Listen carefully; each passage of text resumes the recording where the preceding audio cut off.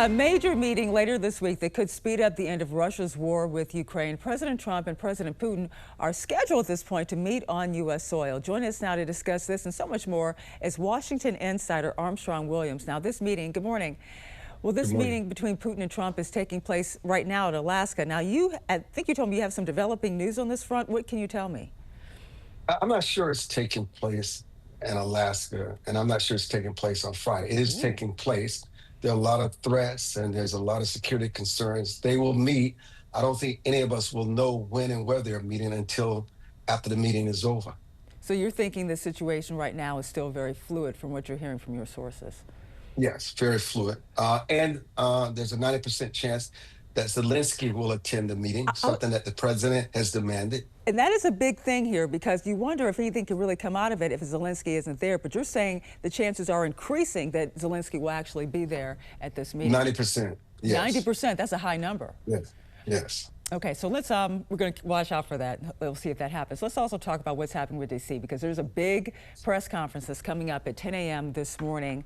The president talked about it on Truth Social within the last 24 hours. We have that post for you right here, where basically the president, he talked about crime in D.C. and talked about ending the crime, murder, and death in our nation's capital. Now, Armstrong, I gotta keep it real with you. I've been tracking D.C. crime for many years of my life, just when it comes to homicide at least.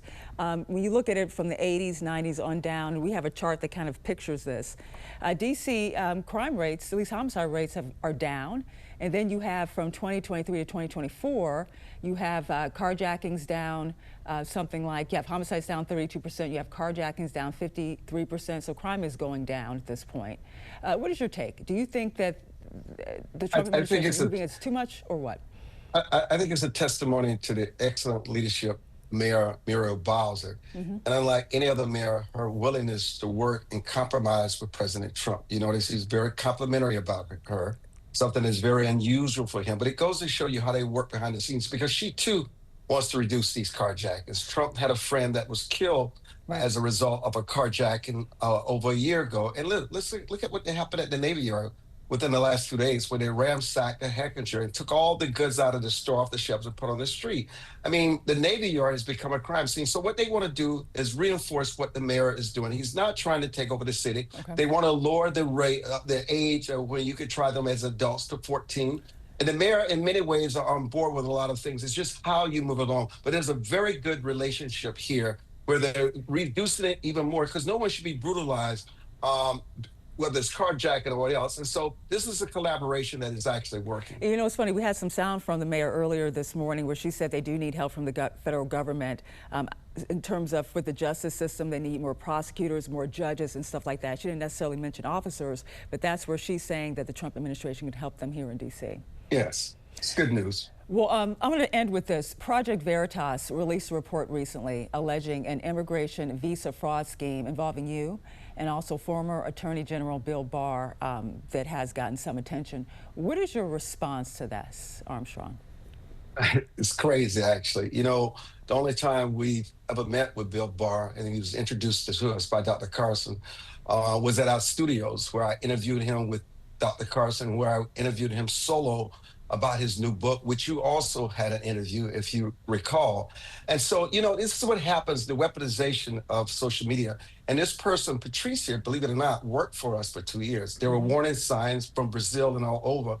And as we got to know her and her character and what a pathological liar she was, and she was stealing for clients, we turned her over to the FBI because we felt that she was dangerous and we wanted to do everything that we could to make sure that she could not do to us and what she's done to others. But obviously she continues to serve us. But Angela, she's a fugitive.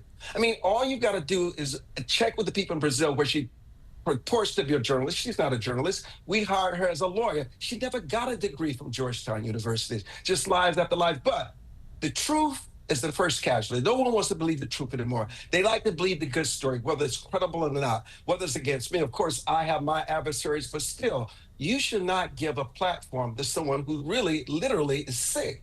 And so the FBI is pursuing her. I mean, justice will be served. And so, you know what?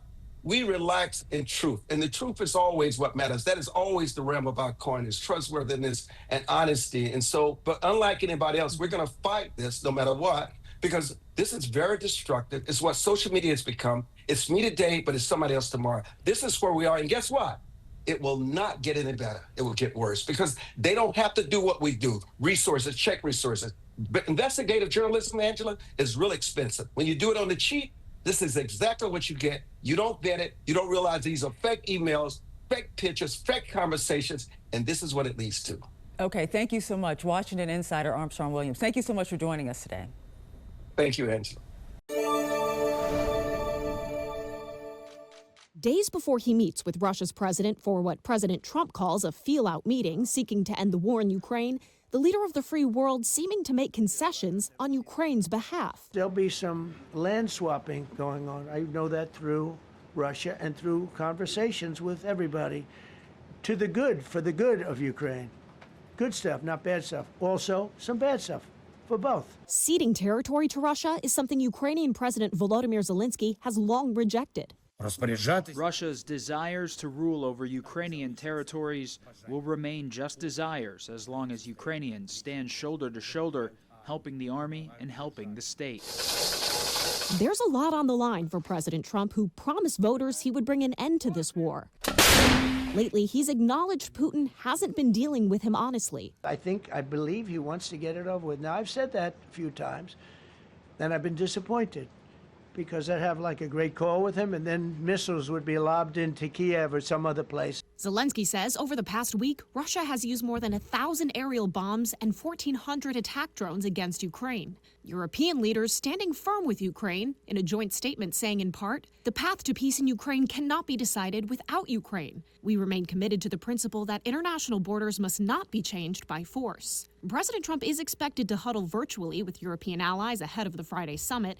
He says he'll also call them minutes after his meeting with Putin ends. And I'm going to tell him what kind of a deal. I'm not going to make a deal. It's not up to me to make a deal. The president shutting down speculation Zelenskyy could join them in Alaska. I would say he could go, but he's gone to a lot of meetings. You know, he's been there for 3.5 years. Nothing happened. Already looking to future summits. The next meeting will be with Zelenskyy and Putin, or Zelenskyy and Putin and me. I'll be there if they need. For now, the world waits for Friday, when two of the world's most powerful men gather in the Arctic, their first face-to-face meeting in more than 7 years. I'm Atra El-Najjar reporting.